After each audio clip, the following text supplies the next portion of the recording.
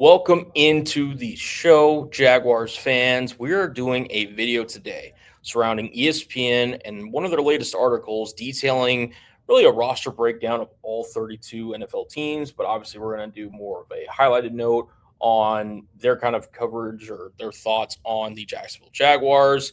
They listed the biggest strength for every team. They listed a biggest weakness. They also listed a non-starter to know, and they also listed an X factor for all 32 NFL teams. So we were going to be discussing the Jaguars portion of it on today's episode of Jags Now, presented by our wonderful friends over at Prize Picks. I am your host, Colin Brown. And guys, we are on the road to growing this community. And I've got a little goal for us as we get closer to the start of the 2026 NFL season. We're roughly at just under 3,100 subscribers, which thank you so much, guys. If you have subscribed already, every one of you, it's been greatly appreciated, all the support that y'all have showed the channel so far. If we can get to 3,500 by the start of the 2026 NFL season, that is the goal. By the time week one rolls around and the Jaguars are taking on the Cleveland Browns, that's what I'm shooting for. Can we get there? I believe in Duval County. Hit that subscribe button for all things Jacksonville Jaguars. Okay, so we'll get into where ESPN kind of had the Jaguars ranked first. They had them 16th, which I'm not necessarily surprised with, kind of just given where ESPN, their stances on all these kind of on the Jaguars so far this offseason, but also, look, the Jaguars did lose a couple of key starters, but for the most part, they brought back a lot of starters. They also, brought in Nate Borkature, excuse me. He's going to be more of a factor in to give the Jaguars more versatility on offense. You essentially really get Jordan Lewis now at a full healthy clip, you at least hope, knock on wood. He's going to contribute. Travis Hunter, hopefully, again, another knock on wood, he is healthy throughout the season. But I really like where the Jaguars roster is at, and I think it's somewhere where Jacksonville is able to compete this upcoming season.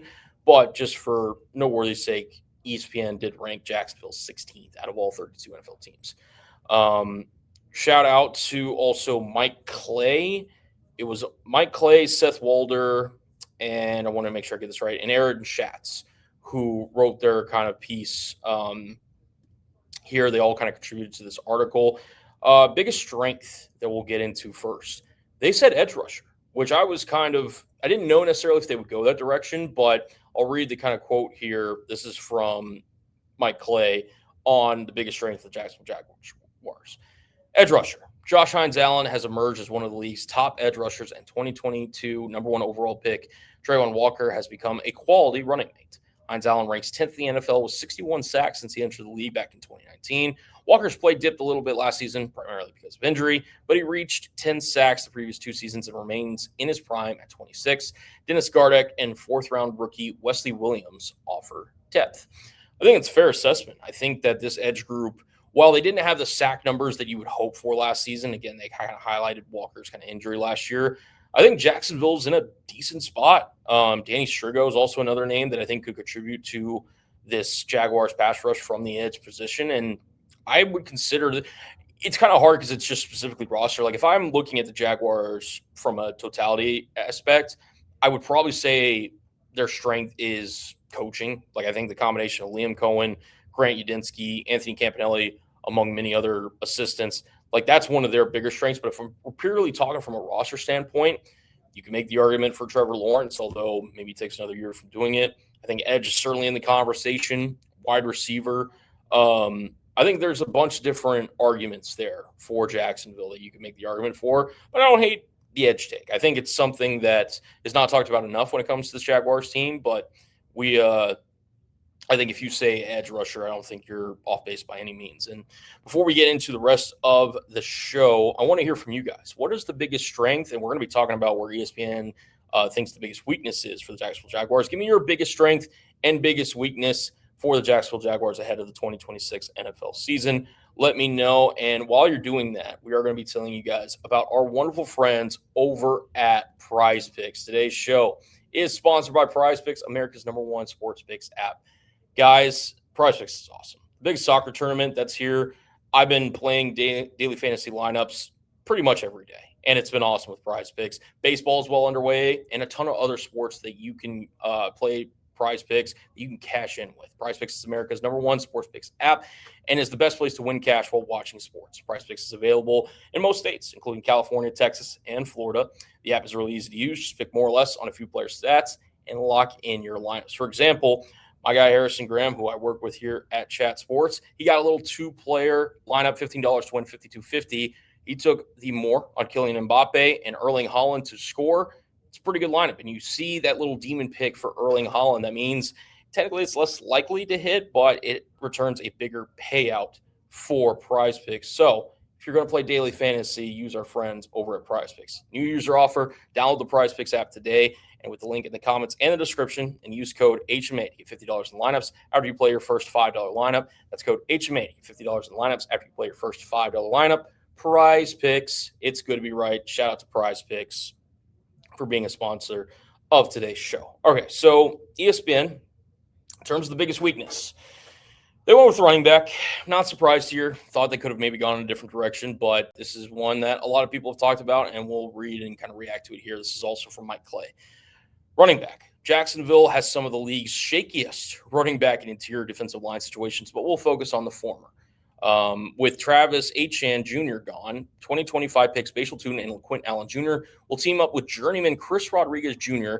to form a 3-headed committee. Tuten flashed as a rookie, but was limited to 83 carries and 14 targets.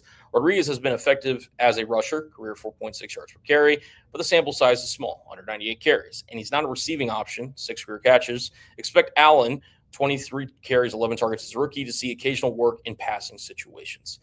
That is a bleak way, to say the least, of looking at the Jaguars running back situation. And I'm not going to push back too much here because obviously the point of this article is to detail a strength that you believe in and a weak spot. And I think if you're looking at the Jaguars roster objectively, they kind of nailed that, the interior of the defensive line, although they did make some improvements with Ruka Roro, which we talked about on the channel. So make sure you go check that short out if you haven't seen it already. They also added Albert Regis in the draft. I think from a Jaguars perspective, they just said, all right, Travis Etienne, we're going to let you walk in free agency. We believe in Bhayshul Tuten and the growth. Bring in Chris Rodriguez, who has familiarity with Liam Cohen, as we know, and LeQuint Allen, who should give you some good reps on third down, among many other situations. I think there's a lot to prove here for this Jaguars running back room. I am confident that Bhayshul Tuten can take that step forward and be a 1A in a running back committee. And I think Chris Rodriguez provides a physical aspect, and obviously you hope that he gets healthy coming off the foot surgery that he had this offseason, which isn't great. But I think that with Liam Cohen's scheme, if you can provide that kind of explosive element that Bhayshul Tuten can on a more consistent basis, which, that we are projecting at this point. I mean, Clay is right that there hasn't been a lot of sample size with that. The Jaguars shouldn't feel bad about their running back situation. I think that they're hopeful, but they're relying on a lot of unproven talent. And I think LeQuint Allen could even get some workload at certain points during the season. But I don't necessarily hate this from a weakness perspective. I hate that it's called a weakness, I guess is the better way. Like, if you're not as confident in the running back room, fine. Like, that's something that I'm willing to at least let the season play out to see how, quote unquote, bad, if it is bad, for Jacksonville in the running back room. To be honest, I think it's going to be something where Bhayshul Tuten, once he gets that extra workload, he's going to be looked at as in a different light than what he was last season. So we'll see, but I don't necessarily hate that from Clay, but I understand where he's coming from. Moving on now to Seth Walder, in which he wrote an X factor for all 32 teams. And it's somebody that we talked about recently on the show. I said on our last video that I think the biggest X factor for the Jacksonville Jaguars in 2026 is Travis Hunter, and Walder agrees. Here's what he had to say. Quarterback/wide receiver Travis Hunter. His ceiling is probably an elite cornerback who also adds in the receiving game. I 1,000% agree.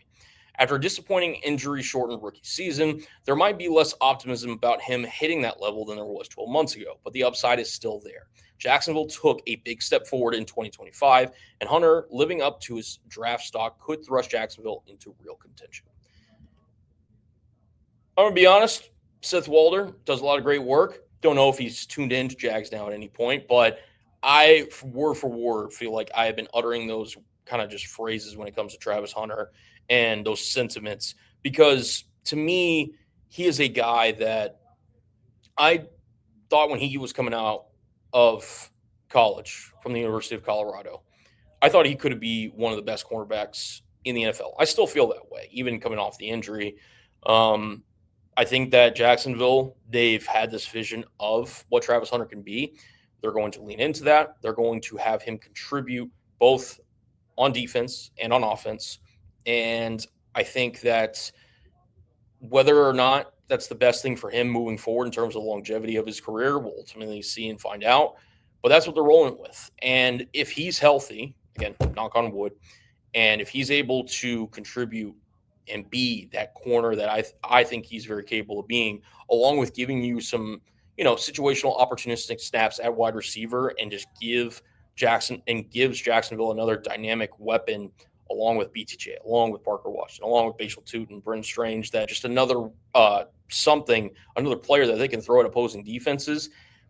It just is so beneficial for Jacksonville that, again, no other NFL team would have a weapon like this in Travis Hunter. Now, I do caution the Jaguars. I'm not trying to sit here and say, me sitting here in Dallas, Texas, I understand more about what's going on in the building than Liam Cohen, James Gladstone and company.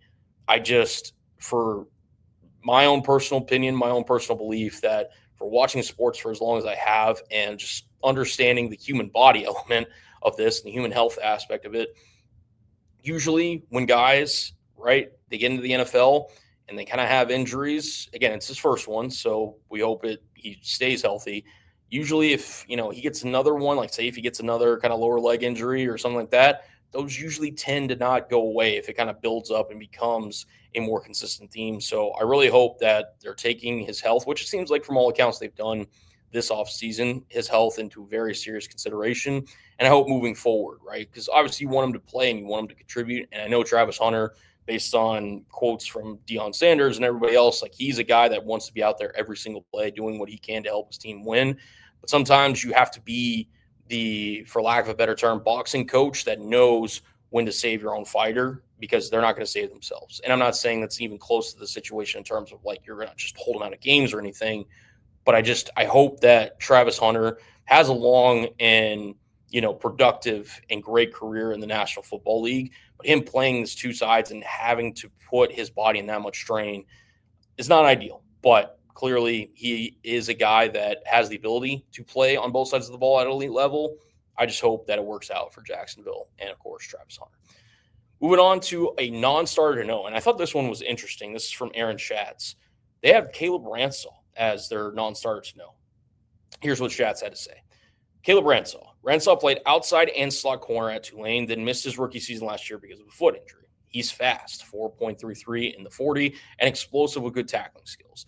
The Jaguars have moved him to safety, although he could play nickel if necessary. Ransall could compete with veteran Eric Murray for a starting job in training camp. And Ransall, to me, is a big wild card in the aspect of, okay, if he can transition and play safety, which, to be honest, I don't think it's going to be much of a transition. He played sparingly snaps in college at that high safety spot, so it's not like he's completely like, oh, I've never played this before. But obviously coming off the foot injury, hope for his health that he can be somebody that, has that health moving forward. He, to me, if he kind of hits as a safety and you fully trust him back there with the schemes that Campanelli can throw at opposing offenses alongside Antonio Johnson, who's coming off a great season in his own right, I think Eric Murray, what he provides is stability. And I think that's not necessarily a bad thing, especially in the secondary where you have some slight rotation of parts there, with Jordan Lewis getting inserted back in the fold, even though he started last year as a starter and then he got hurt.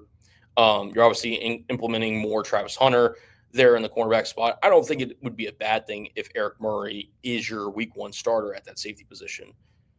But Caleb Ransall, for those of you who haven't already, I would highly encourage you after this video to go watch some Caleb Ransall highlights from back when he was at Tulane. This dude's got some potential, man. He's a legit athlete who, like Schatz was just saying, can tackle as well. I think he would be a very versatile chess piece that can give you some versatility. And you're seeing it a lot around the National Football League, right, where these guys who is a big reason why the Jaguars drafted Husky out of Maryland, Jalen Husky, excuse me.